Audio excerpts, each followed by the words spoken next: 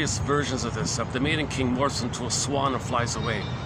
Sometimes the princess morphs into a fox or a bear and runs away. Go I know not whither and bring back I know not what.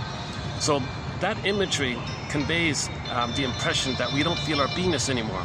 It's kind of frozen. Echo turns to stone, like a statue, sometimes frozen, petrified, and so on. So it's not alive in us. So the byproduct is we don't feel really real and alive like the Velveteen Rabbit story. But we live to the extent that we feel embodied at home with Him. That's what we're meant to have, a home with Him, called an embodiment, a feminine, an authentic I. Okay, like you don't want this paucity of inner experiences, because then you're going to be way too over focused on the outer, and you're not even coming from the inner, really. So you want to come from the inner. That's your embodiment. That's your home with Him. Your I is there, and with the I, the authentic I, the quote-unquote more regular, quote-unquote human side of being human is there. So joy can run the console, blue jay of happiness, the ability to mourn, because there's an I there. You can recognize the reality that if there are losses, you can admit the sadness, all the joy for which you praise 100 tears away. So you got to have the I there to have the mourning process to get joy back. So mourning is a natural response to loss, and you can only do it if there's an I there. If you don't have the I there, you don't mourn. That's complicated grief, aggravated grief, the derailment of the grief process, which can lead to manic living.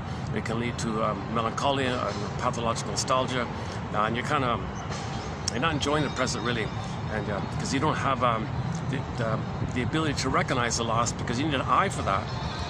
So to develop the I that you can, that's what psychoanalysis is all about: to repair the ego, restore the ego, enhance the ego. Because of trauma, the ego gets damaged.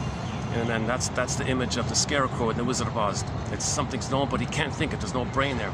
Okay, again with trauma, the loss of the spirit, the heart, okay, your feelings, the heart, the Tin Man, and that's fragmented like that. So knowledge of the trauma, we don't even know it. Okay, it's not even linked to the loss of the feelings. So the emotion, the loss of the feelings, we can't even link it up. Knowledge of the trauma, the emotions of the trauma are compartmentalized like that.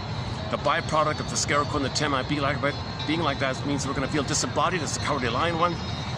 Okay, so and the good news is Dorothy is a symbol of the system, part of the psyche that's trying to line things up.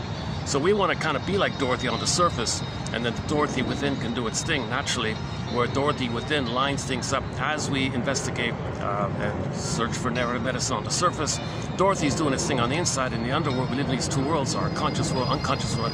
In our conscious world, when we're an existential detective, searching, inferring, investigating, doing a scrutiny, a midlife audit. Okay, then within you can see these kind of things going on. So Dorothy's trying to line up the three characters. Okay, that means the mind, heart, and body keep you lined up, right? And then you're feeling that's the natural state of affair. We don't want soul fragmentation like that.